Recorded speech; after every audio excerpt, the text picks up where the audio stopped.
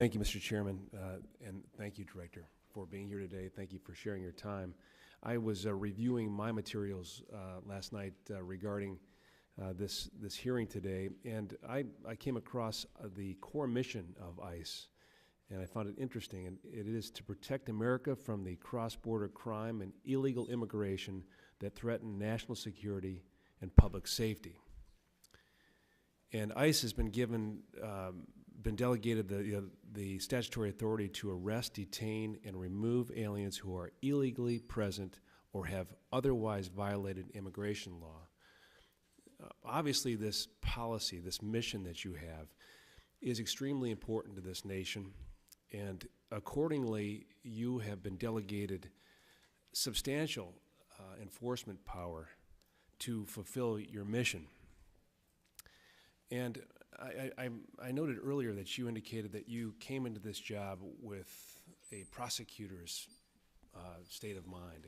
That's how you think of your job. And I appreciate the fact that you do that, because I think you recognize that we are a nation of laws and that our responsibility is to enforce the law. But ICE has identified 23 jurisdictions that refuse to accept detainers. You know them, we know them as sanctuary cities. They refuse to accept detainers or requests for notification for aliens in their custody charged with state offenses.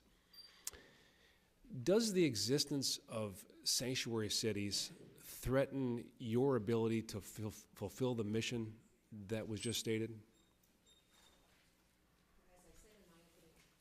I'm sorry. As I said in my opening statement, sir,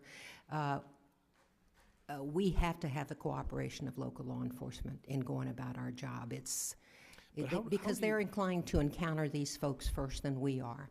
So the 23 that you're talking about, actually, that was my effort as the manager of this agency to try to identify what jurisdictions are having the most negative impact on our ability to get prisoners transferred to us who have criminal records or otherwise meet the priorities. And so I identified 25 at the time. We have worked incredibly hard. And I say we, I can't take the credit. I'm going to have to give some to the secretary and to the deputy. Director, I'm low on time. I'm so sorry. We have 5 minutes, and I don't mean to interrupt you, but my concern is that as a former prosecutor, I'm just wondering how you can continue to square the existence of sanctuary cities with the duty of a prosecutor to ensure justice and the constitutional duty of the state of equal protection of law. It's specifically stated in the 14th Amendment. So I know that you've got all this great team in place, but it just seems to me that the policy of sanctuary cities prevents you from your core mission. And that's my concern. That's my concern, but it's also the concern of the folks that I represent and the constituents that I represent. I'm from a border city, Detroit. It's not mentioned in this list, by the way, but I've talked to agents, and they do tell me that they have a policy of sanctuary cities, and I'm sure that exists in a lot of. That troubles me to think that I live in an area, a border city that's got a sanctuary city policy. It worries me for my constituents. But it also worries me for one of your core objectives, which is to represent ICE officers and to protect ICE officers. And I'm concerned that the existence of sanctuary cities it puts your officers at risk, along with the citizens. It puts your officers at risk. I don't know how that can't be an issue with your office and with those officers on the street who are their hands are tied. And I think I mentioned earlier, I worked with 100 counties in my U.S. attorney job. I had 100 different sheriffs and other law enforcement officials I had to work with.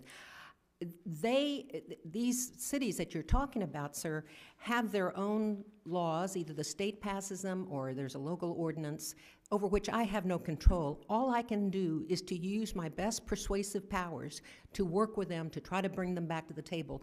The fact that we have 17 who are working with us of the 25 that I had on that list and 3 more that are beginning to work with us, it it's a result of very hard work on the part of all of us at ICE. So I will continue to do that. I'm not going to give up on anybody.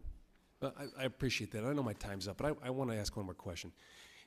If you are running the shop and you've decided that you've looked at this, and I know that you've had experience here, obviously, would you continue the policy of sanctuary cities?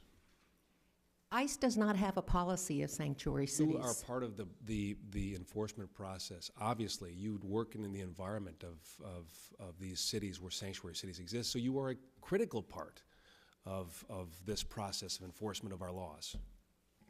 And I'm trying to gain back the trust of those communities who have given up on working with us. I will not give up on them. I take that as you I want to work with every local law enforcement agency there is. Thank you, Mr. Chairman. I yield back.